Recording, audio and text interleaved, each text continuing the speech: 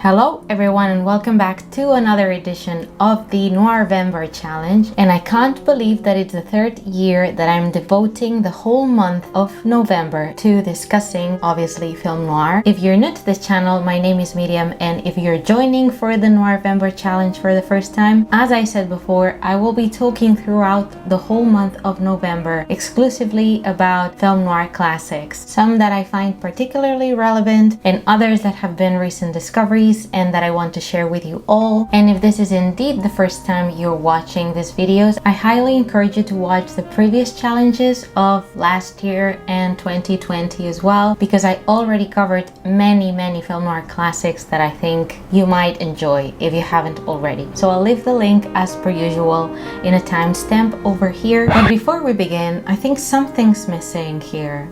Don't you think so too? Perhaps it's the color palette? Better. Let's begin with a film that indeed it was a discovery that I made last year, and as you can see by the title of today's video, I'm talking about a film called The Prowler, released in 1951 and directed by Losey.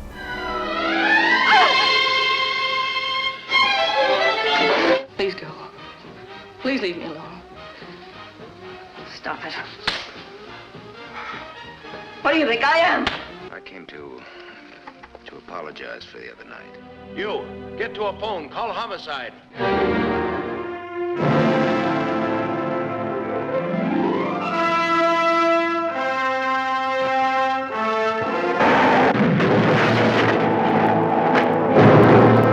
This is another great example of a fantastic B-movie that really deserves A-list appreciation. This is also another one of those films that if you judge only by its title or the idea of what the title would entail, you're doing the film a great disservice, because The Prowler is far more complex than again what its title could entail. One of the many achievements of The Prowler, in my opinion, relies on its story and how it unfolds. It steers you like few films in a route that is not what I would have anticipated beforehand, and that I really loved. It keeps you on your toes from start to finish, and that is why I think this movie is so fabulous and unique, and why I wanted to start this year's Noirvember challenge with The Prowler. Essentially, the start of The Prowler introduces us to the character played by Evelyn, who has called the police reporting a case of a peeping Tom. Her husband works nights as a radio personality, and we can hear his voice intermittently throughout the film. The voice was actually Dalton Trumbo's voice, who by the time the film was being made was blacklisted and worked almost secretly on the film's screenplay, with credits going to writer Hugo Butler, who agreed to be his front. To her house arrived two cops, one played by Van Heflin, who instantly makes some sort of advance, and even though she rejects him at first, they end up having an adulterous affair. Also in the mix there is a life insurance policy, so you can see the similarities in theme between this film and Double Indemnity. But in my case, I have to say that it reminded me a little bit more of The Postman Always Rings Twice, mainly because of how circumstances would progress for the characters, and also because of how seemingly minor decisions along the way would end up being so determining in the end. Also, the themes of seduction and heavy sexual tension between its protagonists is something that we can definitely find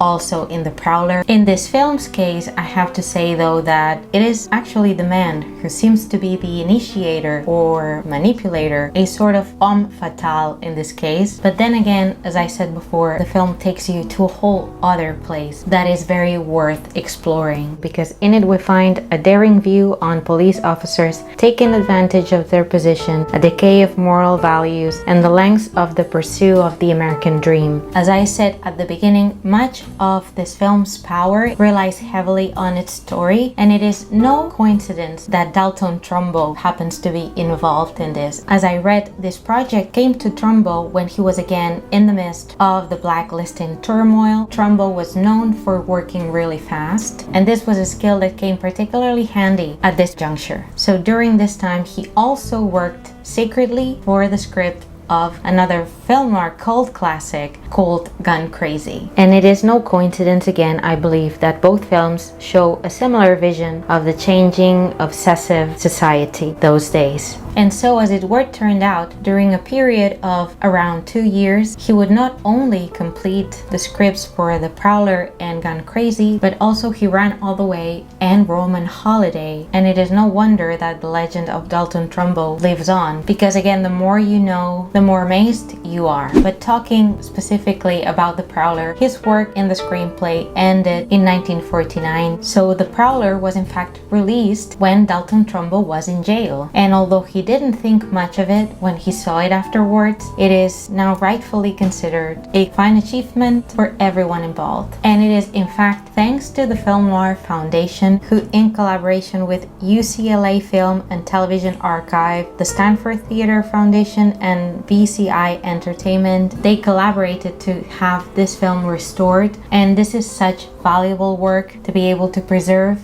and to restore movies like The Prowler so that they don't get lost, because this is a film that should be rightfully considered by now a film noir classic. Despite all that, this movie was not at all a commercial success at the time of its release, probably because it was in more ways than one ahead of its time. Talking now about the movie's director, Joseph Losey, this was his fourth film after starting out at RKO, thanks to its head of production at the time, Dor Shari. His career was about to be heavily impacted by being named before the committee, and thus effectively being blacklisted as well. The Big Night, also released in 1951, was in fact the last film Losey made in Hollywood. Another terrific noir before he moved to Europe, unable to find work in Hollywood. It was London when he finally relocated, and in England he became a highly reputable director, especially in the 1960s, with films such as The Servant or Accident. The Prowler also has Robert Aldrich as an assistant director, who collaborated with Losey in 3 movies. One of them was The Big Night as an extra, and Aldrich often said that he felt closest to Losey of all the directors he had worked. Cinematography in this film was by Arthur C. Miller, known as a master of black and white cinematography, who at the stage of his career was a veteran, having started in silent pictures, and in fact The Prowler was his last movie before he retired. But if you also want to fully appreciate his work, not necessarily in film noir but in other classics, I highly encourage you to watch films like How Green Was My Valley, The Razor's Edge, Dragonwyck, The Oxbow Incident, or The Gunfighter. And yet again, talking about The Prowler is another great opportunity to discuss the work of Van Heflin. He is an actor whose brilliance and career I already covered when I talked about a movie like Act of Violence, a fantastic film, but also in today's video we get to have the opportunity to discuss the work of an actress like Evelyn Keyes, who doesn't get mentioned very often and whose performance in The Prowler is nothing short of outstanding. It was probably one of the few times in her career where she received a fully fleshed and complex character to portray, and it was thanks to her then husband John Huston, who along with Sam Spiegel produced The Prowler. She had the opportunity to vividly showcase the frustrations, fears,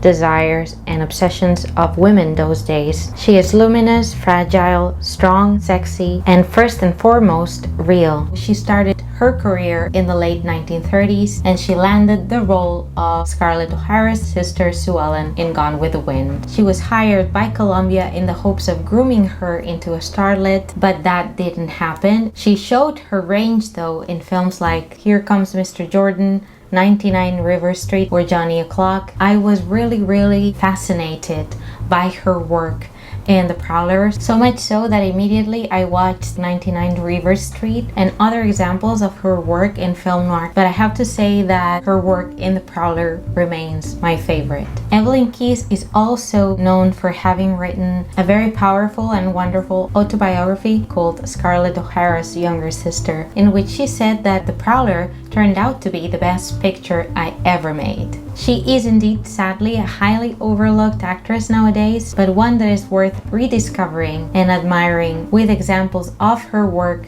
such as The Prowler. So that's it for today's video for The Prowler. I think that by now I have already made my case as to why you should watch The Prowler. So if you haven't watched it already, I don't know what you're waiting for. And with that being said, thank you again so much for joining me today for this first day of this Noirvember challenge. If you have watched The Prowler, let me know in the comments down below. I hope that you stick around if you like film noir. And as always, take care, stay safe, and see you all very soon with another film noir classic.